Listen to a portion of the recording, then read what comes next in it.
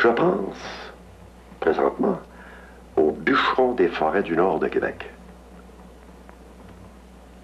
Laissez-moi vous dire que là, Satan, il a fait des bonnes affaires avec eux autres. Ça c'était la belle race de gars qui cherchaient. D'après ce qu'on raconte, les plus audacieux auraient été un groupe de bûcherons qui coupaient le bois en haut de la Gatineau. Ils étaient 8 à partager la même cabane. Il y avait Joe la popote, le génie, ainsi dénommé parce que du groupe était le seul qui savait lire. Le boulet, un vantard de première classe. Le lièvre, tellement froussard qu'il avait peur de son ombre. Le corsaire qui avait déjà travaillé sur des bateaux. Jean Lalune, qui préférait rêver ou faire de la musique que de jouer aux cartes. Le crochu, qui pouvait pas dire 3 mots de suite sans blasphémer. Et enfin, le grogneux, qui trouva toujours à redire sur tout et sur n'importe quoi. Ce soir-là, qui était la veille du jour de l'an, les 8 compagnons avaient la mort dans l'âme, car ils s'ennuyaient tous de leur famille. Lorsque minuit sonna, le boulet se leva et dit « On va pas passer le jour de l'an ici entre 4 murs. Moi, je propose qu'on aille voir nos familles. On m'a t'es fou? Ça nous prendra des semaines pour faire le voyage aller-retour. » Le boulet répliqua aussitôt « En chasse-galerie, on peut être chez nous en dedans de 2 heures, puis être de retour ici pour travailler demain matin. »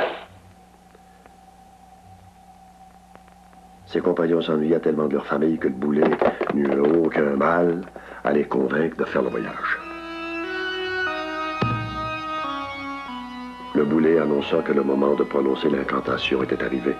Et il demanda à ses compagnons de répéter après lui. « Satan, nous te promettons de te livrer nos armes. Si d'ici à 6 heures, nous prononçons le nom de ton maître et du nôtre, le bon Dieu, et si nous touchons une croix dans le voyage. »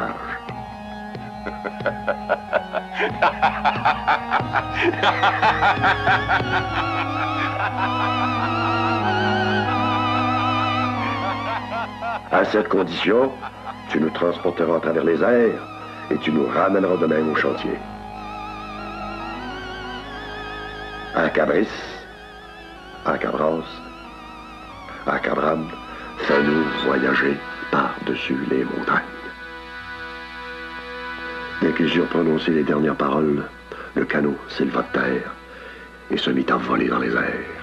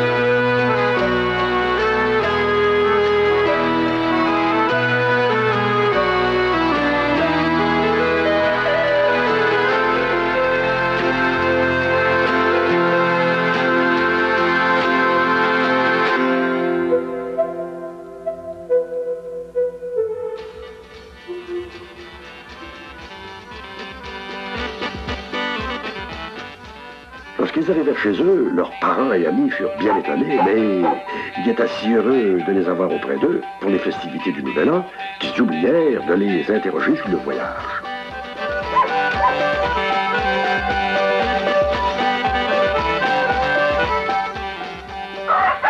Malheureusement, l'aube ne tarda pas à se faire pressentir.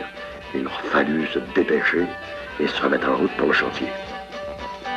Ayant encore le cœur à la fête, les 8 compagnons continuèrent de s'amuser tout au long du voyage du retour et mirent toute prudence de côté. Ils étaient plus très loin du chantier lorsque tout à coup, à la suite d'un faux mouvement du grand boulet qui tenait le gouvernail, le canot vint frapper la croix d'un clocher d'une église. À la fin, n'en pouvant plus, le crochu s'écria « Pescador, Simon qui m'a Le canot vira et les hommes tombèrent dans le vide vers une mort certaine.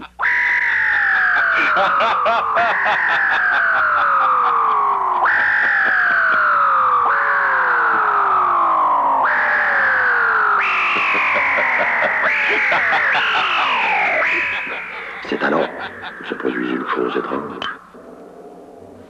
Satan décida de leur donner une chance.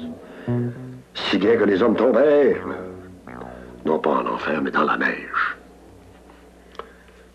Pourquoi Satan eut-il pitié d'eux? Lui seul le sait. Une chose est certaine, c'est que lorsque les 8 compagnons eurent regagné leur cabane, ils se jurèrent que jamais plus, au grand jamais, ils ne courraient la chasse-galerie.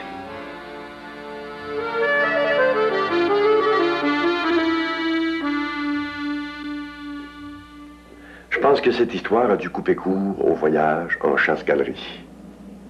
Et puis d'ailleurs, c'est peut-être une bonne chose.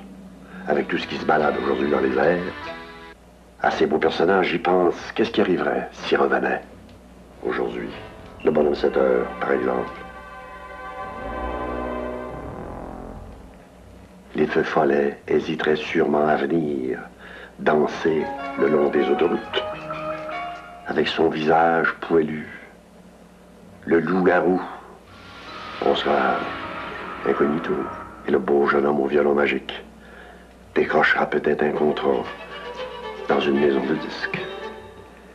Puis enfin, de nos jours, les bâtiments sont construits et détruits avec une vitesse si folle qu'une maison fantôme, de plus ou de moins, qui apparaîtrait ou disparaîtrait un matin. Ce sera peut-être juste une erreur dans l'horaire. Ah! Quant au mot acabris, acabras, acabram, eh bien, ces pauvres mots, ils nous feraient sourire.